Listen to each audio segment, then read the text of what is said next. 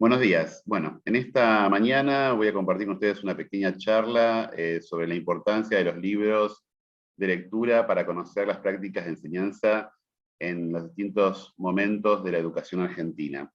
Para eso vamos a iniciar navegando justamente por el catálogo de la Biblioteca Nacional de Maestros y Maestras. En este catálogo vamos a poder ver los distintos libros que la biblioteca conserva, y que bueno, esperamos que también aparezcan estos libros en las bibliotecas escolares, y que ustedes bueno, vayan rescatándolos. Vamos a comenzar con el libro más antiguo que conserva la biblioteca, que es el Silabario de 1816, que fue impreso en Buenos Aires. En este silabario podemos observar que las primeras prácticas de enseñanza consistían en que los chicos reconozcan sílabas, y este primer libro tiene 16 páginas, no tiene ningún tipo de texto, sino que solamente son agrupaciones de consonantes y vocales que los chicos leían y repetían constantemente. ¿Sí? Empiezan primero con sílabas de 2 letras, luego empiezan con 3 letras, y así sucesivamente. Vamos a dar un salto a principios del siglo XX para ver justamente cómo se transforman nuestros libros de enseñanza en algo más interesante para los niños. Aquí podemos ver el primer libro de lectura, ¿sí? Que bueno, ya incluye etapas en colores, ya hay una búsqueda de captar la atención del alumno. Lo interesante de este libro es que podemos ver justamente textos en imprenta, alternando mayúscula y minúscula, y también en cursiva, para que puedan los chicos ver las diferencias, ¿no? Tenemos luego el mosaico argentino, que también es de 1910, es interesante, bueno, en este caso la tapa no es muy llamativa, lo que es llamativo es que se incluye una galería de argentinos ilustres, y dentro de estos argentinos ilustres el primero que es mencionado es el virrey Liniers, con toda su historia. Bastante interesante el tema de que se plantea toda la historia del virrey Liniers, inclusive que fue fusilado en 1810, con lo cual muestra una gran veracidad. Luego tenemos de esta misma época Cosas de Niños, o sea, un más interesante para justamente el ojo del alumno, con tapa en colores. Aquí es interesante resaltar que aparece la palabra pebeta, ¿sí? Que realmente es una sorpresa, ¿no? Que en un libro de lectura aparezca esta palabra que uno la considera más propia del habla cotidiana. Tenemos después Destino de 1913, que bueno, también tiene una tapa muy elaborada, que bueno, da reminiscencias de la cultura griega y romana. Y en ella es interesante que aparece una lectura que se llama La Gran Capital del Sur, donde bueno, justamente se hace hincapié en esto de que Buenos Aires es la ciudad más grande del hemisferio meridional. O sea, en ese momento Buenos Aires es la metrópoli de todo lo que sería el hemisferio sur. No hay ciudades que se parezcan, o sea, que tengan el tamaño de Buenos Aires a principios del siglo XX. Luego tenemos este de la década del 20, del siglo XX, que es Quiero leer bien. Bueno, la tapa no es es en colores, no es una tapa que llame mucho la atención, pero es interesante que sus lecturas tienen que ver con los instrumentos que los chicos utilizan justamente para aprender. En este caso la pizarra, algo que nosotros ya no tenemos contacto, pero el niño de la década del 20, en el siglo XX, utilizaba esta pizarra que, bueno, aquí le enseñan cómo tiene que cuidarla todos los días, cómo tiene que mantenerla limpia, y de esa forma mantenerla en condiciones. Bueno, este libro de 1925 es muy cercano para mí, porque fue el libro que usó mi mamá cuando estaba justamente en la primaria. Su tapa es muy representativa del modelo económico que de alguna forma Argentina muestra al mundo, ¿sí? El de la agricultura. Es un país que promociona su cultivo del trigo, y en ella es interesante porque encontramos una poesía donde justamente se le enseña al niño el nombre de la lengua que habla, que es la lengua castellana. Esto porque justamente es un tema de debate, sobre todo en las décadas posteriores, ¿no? Cómo llamar a la lengua que hablamos en Argentina. Tenemos este otro de la década del 30, que es Caperucita, también bastante simple en su tapa, pero bueno, nos muestra este cuento infantil, bueno, la abundancia de color rojo justamente. Y tenemos lecturas un poco más de tinte nacionalista, como 25 de Mayo, comienzan a aparecer a partir de la década del 30 muchas lecturas con un contenido que podemos considerar de tipo nacionalista, y también es el momento en que justamente en el mundo surge esta corriente, ¿no? Jugando con una etapa que nos lleva al mundo de la fantasía,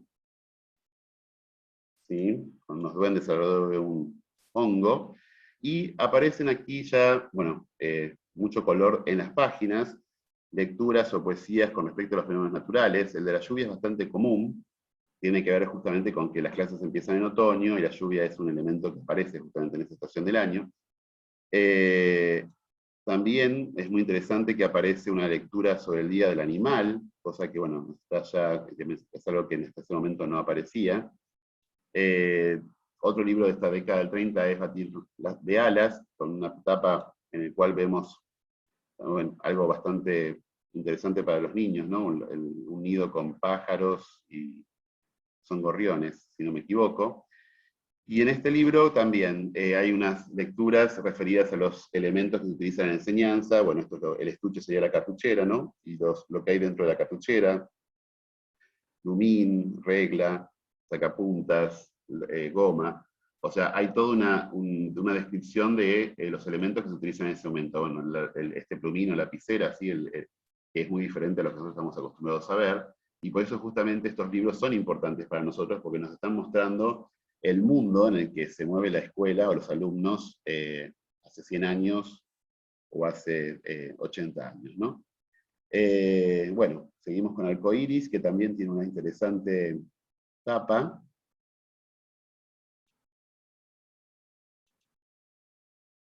En colores, justamente con el arcoiris, que es el nombre del título, una familia vestida muy a la moda de la década del 30. En esta aparece una lectura que también nos habla de las costumbres, ¿no? El tema de que el niño empieza a usar el pantalón largo, y que eso ya lo hace entrar dentro de una mayor responsabilidad dentro de su vida. Aparecen lecturas como esta, Soy argentino, como les decía antes, empieza a haber lecturas con una impronta más nacionalista, donde también aparece el mapa. Esto es interesante porque la educación argentina hace mucho hincapié en la identificación de Argentina con su territorio, ¿no? Que no es común en otros países, ya que el territorio va variando, pero en el caso argentino es como que hay una identificación entre esto de ser argentino, la República Argentina, y este territorio que es como indiscutible, ¿no?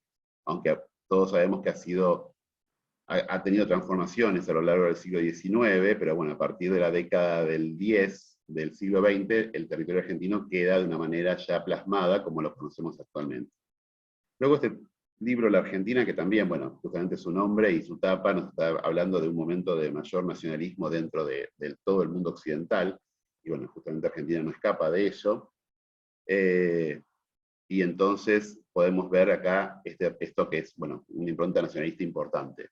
Es interesante que en este texto aparecen una lectura sobre los indios, que, bueno, hasta ese momento no eran contemplados como un tema de lectura. También una lectura sobre Ulrico Schmidl, el primer cronista del que tenemos conocimiento sobre la fundación de Buenos Aires, lo cual, bueno, nos pone justamente en esto de que hay una búsqueda de algún equilibrio histórico, ¿no? Tanto hablar de los indios como hablar de los españoles. Bueno, este libro es muy interesante por su gráfica, ¿sí? Sobre todo tenemos una gráfica que es muy puntual de la década del 30, por Nuevos Caminos. Realmente es un texto muy modernista en cuanto a la gráfica, y tiene lecturas que tienen que ver o sea, el proceso de distintos productos, como bueno, esto el tema de la miel, de la colmena. O sea, es como que hay una observación más hacia cosas naturalistas, el nido del hornero. O sea, como que hay una preferencia por lecturas que hacen que de alguna forma se revalorice el entorno del alumno.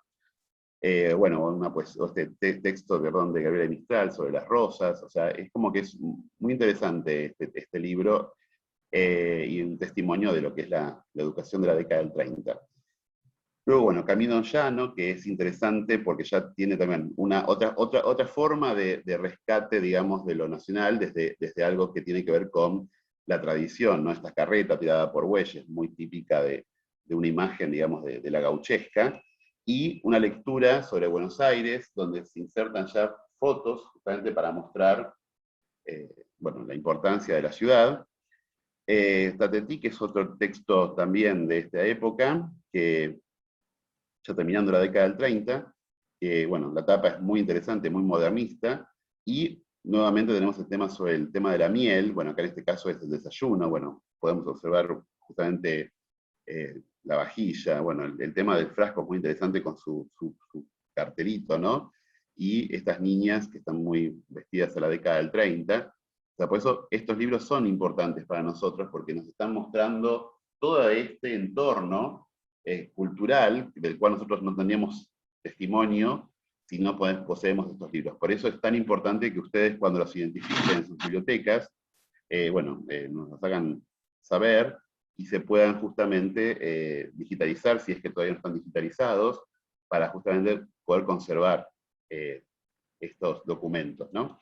Bueno, y finalmente los dejo con Tierra de Paz, también de la década del 30, de fines de la década del 30, del 38, donde podemos ver esta imagen que justamente es la que de alguna forma se promociona, ¿no?, de Argentina, ¿no? Una tierra de paz y de progreso económico, y bueno, en este caso creo que es muy clara la imagen, ¿no?, del tema de la cosecha. O sea, en todos estos libros hay una referencia constante al tema de la agricultura, y bueno, en este caso más que nada a la cosecha, ¿no? Y bueno, finalmente, esta poesía, Campo Argentino, en el cual podemos observar justamente, bueno, el tema este de un trabajo bien hecho, ¿no? O sea, vemos al campesino que luego de la cosecha se pone a descansar al lado de esa parva que ha quedado, ¿no? Así que bueno, con esto quería de alguna forma mostrarles lo importante que es para nosotros el tema de rescatar estos libros, y que bueno, cuando encuentren este tipo de libros en sus bibliotecas, no duden en comunicarse con el grupo de Huellas y también en